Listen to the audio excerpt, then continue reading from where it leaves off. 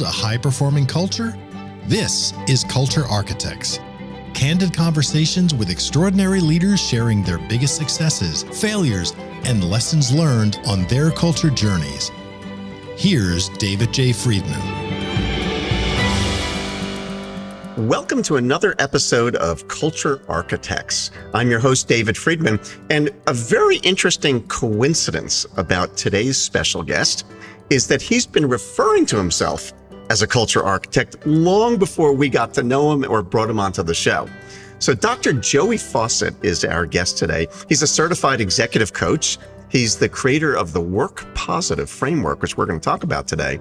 He's also the author of the Work Culture Manifesto entitled Work Positive in a Negative World. We're excited to hear him today talk about his experiences and takeaways from his more than 20-year career in culture building. So, Dr. Joey, welcome to the Culture Architects podcast. David, I am so honored and humbled to be with you, my friend. It's good to see you again. You too. So I want to start right there with the name Culture Architect. So that's been the name of our podcast, but you've been calling yourself a culture architect for a long time. So where did you come up with that name? Give me the history of where'd that come from? Well, a long time ago in a galaxy far, far away. No, I've been catching up on the Mandalorian episodes. I had a consulting coaching opportunity, really, and training opportunity with GC. And it was a pretty large company by GC standards. And so I'm listening to the principal, and we're going through, and he's discussing his relationship with his architect. And I'm thinking, okay, this is interesting. And he starts talking about how the architect does the design, but that the best architects are the ones who come from a design build perspective. Mm-hmm. In other words, they are familiar with more than just what goes into the drawings and what the code requires, but rather they had some experience and been boots on the ground, or they literally put themselves in the place of the GC and empathize with them and say, okay, now how's this going to work? Because you know how it is, David. Some stuff looks great on paper. When you get in the field, it doesn't work. That's right. It's like, whose idea was this anyway? You're looking for somebody besides yourself to roll under the bus, right? So I heard that, and I said, that's the really cool thing, is because, like yourself, I've been a practitioner and helped build cultures and discovered those things which make for positive work cultures. And you and I both know the benefits of that. So I began to think of myself as a culture architect at that point from that design build perspective. With Chat GPT and GPT-4 and things like that now, anybody with the right prompt can write an amazing white paper about how to architect a culture. But like yourself, David, there's some of us who've been in the trenches, and we know what it takes to do the design build on positive work cultures. And so how long ago was it that you started using that term? That's a really good question. I'm 63, so at my age, David, if I think it's been 5 years, it's been 10 years. If I think so it's been a while. Yeah, it's been 20. Yeah. But now tell me, you didn't trademark Culture Architects, and I'm infringing on your trademark. We're going to sue you after the show. Well, if you can't make money off your friends, who can you make it off of? Exactly. So take me back. Obviously you've been a practitioner like me, but somebody doesn't just graduate college and say, I'm now a practitioner of culture and I'm coaching companies. So how did this get started? How did you get into starting to coach companies and starting to have an emphasis, particularly on culture part of it? Well, I think one of the distinct advantages I have, David, in terms of being a culture architect, is that I worked in the nonprofit space for a while. Okay. And there you are totally dependent on intangible paychecks for volunteers. So often we get trapped in that space where in the for-profit world where we think, okay, I'm paying you, particularly our generation, I guess, what am I paying you for? And we think that financial paycheck is enough. But in the nonprofit world, you're depending on volunteers. And so being able to engage volunteers in a way now is so critically important. So fast forward, right, to having honed leadership skills and working with volunteers. And now those same engagement skills and the kinds of things that you and I know really operationalize companies in powerful ways. those are in play because, to their credit, the millennials and now the Zs have seen, do I say the collateral damage that our boomer generation has experienced from the way we worked? And so now they're insisting on an engagement at a far different level than you and I did when we came out of college and got our first job. Yeah. So you've been at this a long time. I'm curious about the changes you've seen in what constitutes a really good culture, what constitutes a work positive kind of culture. It's different today than it was 20, 30 years ago when we were starting 40 years ago. So what do you think are the main differences you've seen? Well, back when I was a teenager, I was an entrepreneur as a 9-year-old. We don't have to go into that, but one of my first paying gigs was with a radio station. And I can remember being trained in how to do something at that radio station and then sitting down, and I was an announcer and actually doing it. And for my first set break, I get the studio line rings and I'm thinking, wow, somebody already wants to talk to me. And it's the GM. And David, he proceeds to chew me out, even cuss me out over the way I sounded on the air. And so I'm thinking, well, okay, I've got, my first response was, I've got to, do what he said and do exactly like he said. And I thought I was, hitting the mark and these kinds of things. Today, no. If I was that age, if I were a teen or an early 20 today, you probably would have left. Yeah, I'd have got my little self up out of the chair and gone out the door and said, you guys can handle it. So I'm not saying my response was right. I'm not saying that getting up out of the chair response is correct. But man, that's how it's changed. So today, I'm excited about doing culture architect work today because I think we're able to tap more of the fullness of our humanity. And as we've talked about before when you're on the Work Positive podcast, it's the great redefinition of work today, David. It's the personal fulfillment, the meaning, the satisfaction of connecting my own purpose and my passions with company purpose and passion and ensuring that alignment. That just gives so much more joy. And I know we're talking about what sounds like fuzzy soft stuff here, but soft skills drive hard dollars, as my friend Larry Levine from Selling from the Heart says. So it's just an opportunity, I think, for us to more fully live into our humanity, to examine unconscious biases that are preventing us from being fully human, and to step forward into this redefinition of work so that work fills us up and helps us achieve greater life at home, in the community, and to create better citizenry even. So these seem like, I'm certainly with you on all of this, and these seem like obviously good human traits that anybody would want. So why do you think, I'm just curious, why do you think a generation ago or 2 generations ago, people weren't talking about that stuff? I mean, given that this is fairly universal. Oh, it is universal. And that is, boy, that's a question that wakes me up at 3:00 in the morning, frankly. I don't know why it's always 3:00, but it's either 3:15 or 3:15 when I wake up considering that, what was it? Of course, now my parents and your parents were part of the silent generation, come back from World War II. We just didn't talk about what happened over there. So I think that predisposition towards a stoic mentality and internalizing our humanity, particularly around pieces of trauma or something that didn't meet our expectations, I think that had a long tail and extended into our generation. So whereas, if you hurt yourself, get up, shake it off and move on, right? You just kept going. Today, I think there's a far healthier approach. And part of that, we've seen the acceleration of psychology and sociology, anthropology, and things like that, those disciplines in understanding who we are more and more and more. And some of the seminal research, particularly in positive psychology, I think is just spot on in helping us understand, as I mentioned earlier, the unconscious biases that we bring. Sean Aker has popularized much of that positive psychology and really begun to inform us. So it's, my wife and I were having this conversation today over lunch, David. She was talking about how great a parent, great a mother our daughter is to our 3-year-old granddaughter. And our daughter deferred it back to her mother and said, well, I learned from the best. And my wife looked at me and said, she's such a better mother than I was to her. And I said, well, sweetheart, isn't that what we want? We want each successive generation to build on the strengths of the previous.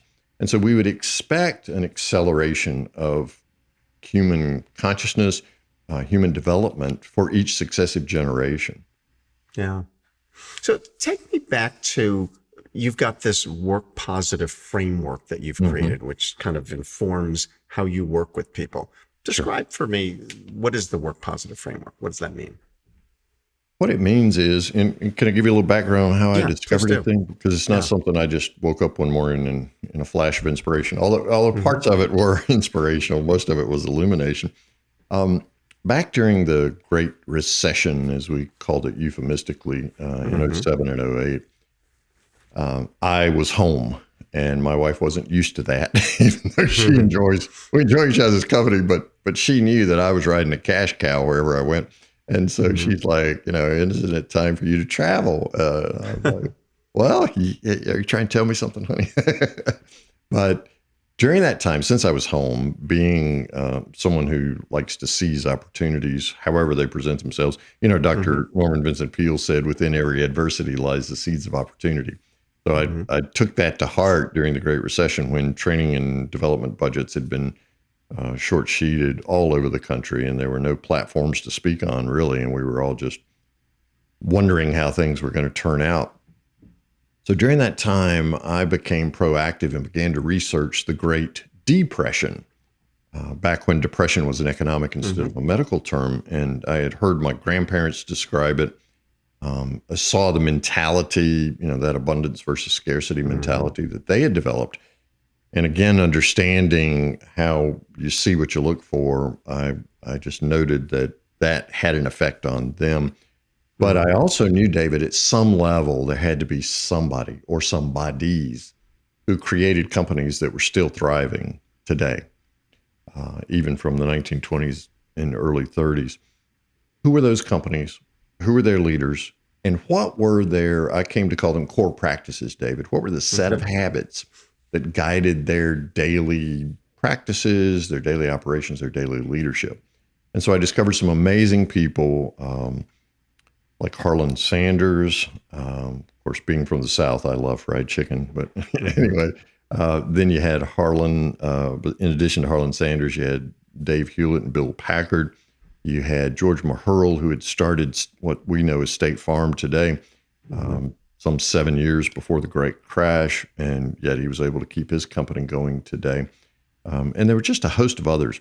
So what were they doing? What were those daily habits? And so I just began analyzing, researching, reading biographies, and discovered basically, David, what I came to call 5 core practices that come work positive framework. Because if they worked for these Great Depression gurus, create enduring, thriving companies, then surely we could do it today. So I began plowing those into the soil of my business, noticed what immediately began to happen. Entrepreneur Magazine noted some of the articles I was writing, and so they picked it up. And that's when the first Work Positive in a Negative World book came out, subsequently in 2011. And then a couple of years ago, the Work Positive in a Negative World Team Edition book came out. So I'm happy to talk about those sets of 5 core practices. Okay. The first one I discovered, and if you want to think about these as 5 steps to establishing a positive work culture in your company, that's wonderful. If you want to think of them as 5 steps for you as an individual to begin to work positive, that's the really cool thing I like about it, is because even if you're in a toxic environment, there is something you can do right now. And I know that particularly in the tech industry, there have been layoffs all over the place. So you may think to yourself, I better hang on to my job. Okay, well, here's some things that you can do as well. The first core practice is what I refer to, David, as the perceive core practice. And a work positive culture starts and stops in your head. You learn to mentally focus on the positive and filter out the negative. Now notice that it's focus and filter. There's not a naive, can I call it? Right. It's not a pie in the sky. We ignore everything that's negative. It's just, what are we focusing on? Yeah. And again, that comes from your experience and my experience as practitioners. sometimes things happen that just suck.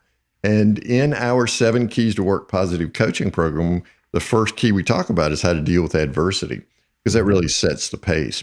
So when you're discovering how to focus on the positive, you're really training your brain. And I don't want to geek out on neuroscience unless you want to, and then we can go there. But you're really training your brain with muscle memory, if you will, to focus on those positive dynamics. Probably the pejorative way of talking about this is control what you can and just leave alone what you can't. Yeah. Now that's a gross oversimplification, but in our coaching programs and in our culture architect work, we literally teach you how to train your brain to focus on the positive and filter out the negative. The second core practice has to do with the social dynamic of teams, of relationships with customers, investors, and other stakeholders. And I refer to that as the conceive core practice. Conception takes 2. So that's where we get this social dynamic from. And here, back to the negative, and it's naive to deny it, right? Here we teach very specific tactics about how to deal with negative people without becoming one yourself. Because odds are, I don't care whether, David, you're on Zoom or Teams or you are back in your office and so you're pouring a cup of coffee, there's going to be a negative conversation somewhere. So we teach some specific strategies about how to deal with that. And then how to create dream teams. In other words, what are those 5, I call them off the resume characteristics that you want to look for in, as John Gordon talks about, getting the right person in the right seat on the right bus. Right. So that's the conceive core practice. Believe is the emotional engagement, if you will. And I referred to this earlier. I like to think of it as an equity of exchange, because I'm going to give 70% of my waking hours to work. And so since I'm giving 70% of my waking hours, I'm going to expect something in return. And that's that equity of exchange. Again, I want to connect my purpose and passion with the overall mission of the company and the purpose of the company. And I want to see myself in service to a greater good and a greater cause. Now, that's not just a nonprofit kind of way. That's the classic story of the stonecutter building a cathedral. So that emotional engagement is so important for leadership to understand. However, you can engage yourself, and we teach with your work until the next best thing comes along. But as the people in the Great Resignation found out, which led to the Great Regret, right? It's not always about the zip code where you find yourself. So I perceive it mentally, David. I conceive it socially. I believe it emotionally. Those are 3 processes that lead to the 4th core practice, which is the achieve core practice. And that's the physical dynamic. And here we're talking about those things that I know you work as a culture architect as well, the productivity habits that we're looking for. But there's also a bit of self-discovery here as to what works best for me in terms of my productivity. And we teach some overall, particularly specific things to technology boundaries. We teach some specific productivity habits to help you learn to discover how to stay in that flow and to put, I like to think of them as bumper guards around the technology around us. Because when I'm trying to work with my 3-year-old granddaughter in the room, probably not going to go real well. Right. We're going to play and have fun. But phones and email and all the things binging and banging and bonging around you are like toddlers. So how do I do that? But there's enough room in the coaching programs that we do there and helping people discover how to achieve that you can take action and do it in a way that is natural for you and that really suits your style. Because what I do may not work for you. You may write your best copy sitting on your bed at 12 midnight with popcorn and a soda, right? And that may not work for me because I have an allergy to corn.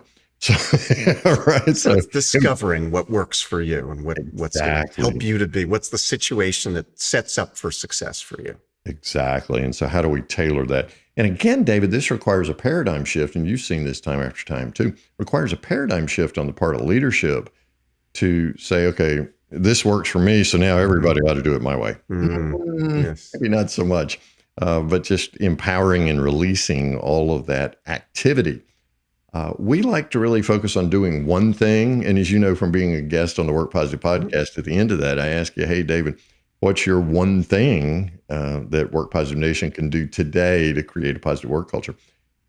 BHAGs are wonderful. Jim Collins has sold more books than I have to date. However, Just so far. yeah, just I like that. Thank you very much. Well, you put both of us together. I mean, we could take him down. Not everybody is a BHAGger, if you will, but lots of us can connect dots. And for me, DOT stands for do one thing. What's one thing you can do today? One action you can take to achieve more than you did the day before. So that's really where a lot of emphasis is, to put it right in front of you. So we perceive it mentally, conceive it socially, believe it emotionally, and achieve it physically. David, frankly, when I was studying these Great Depression gurus, I thought that was it. We're done. What else is there? The culture is better. Bottom line's improving. Revenue growth is up. I found one more thing, and it shouldn't have surprised me, but it's kind of like once you see it, you can't unsee it. So now, I'm like, Joey, how'd you miss that? But the fifth core practice is what we refer to as the receive core practice. And this is an ethical dimension to setting up to architecting a positive work culture that says thank you to everyone who touches the business, because you realize and you understand gratitude is an appropriate response to people giving you their money for your product or services, or your teams giving 70% of their waking hours to invest in the company.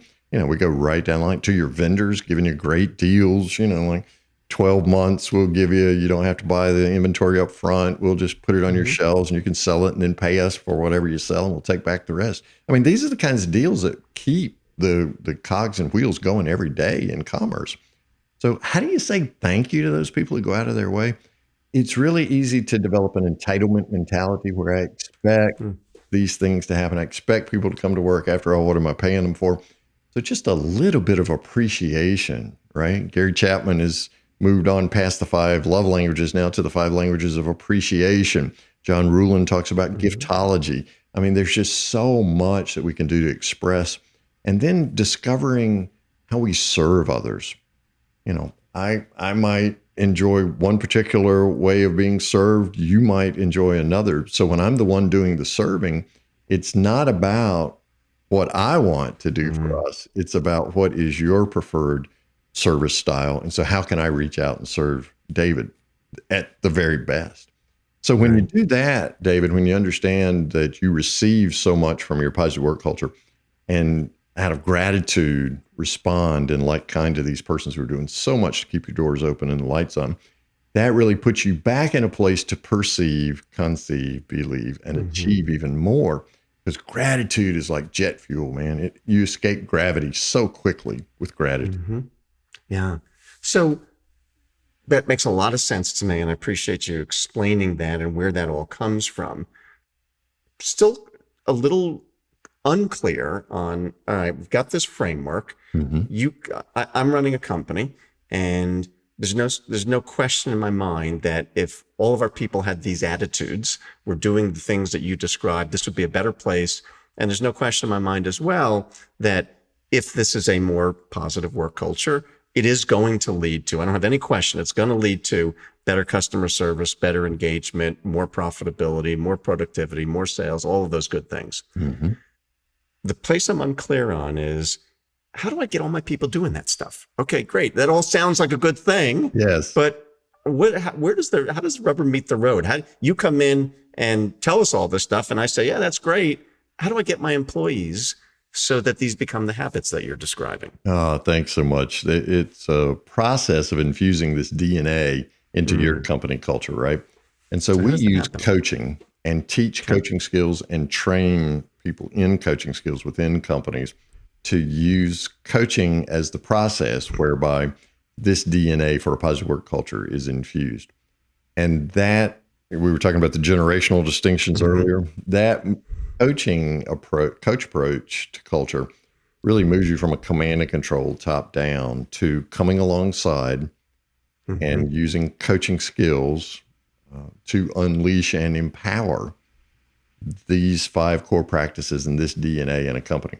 So we have an ICF certified program, International Coach Federation program. So you can become an ICF certified coach as well as a Work Positive Framework coach, certified coach through that program. We also realized, and this is, David, what led from the 2011 edition of Work Positive and Negative World to the 2020. I discovered that leadership's important. C-suite is incredibly important to get them to buy in and understand. But you've seen it in your work also. Those coaching for culture initiatives are going to dam up at about that mid-level manager. Yes. And it's like a pincer move on the fine women and men who are right there in that sweet spot of the mid-level manager, because their expectations being set for them above, right, and communicated down, which they're supposed to translate. And these are, I'm using hierarchical language here because these are the companies that have the most trouble with this.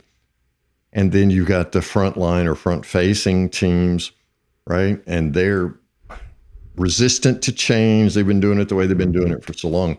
So in a few years ago, when the Work Positive Team Edition book came out, it was specifically written for managers and teams to help them understand how to begin using this. So we have Work Positive Manager Coach Training.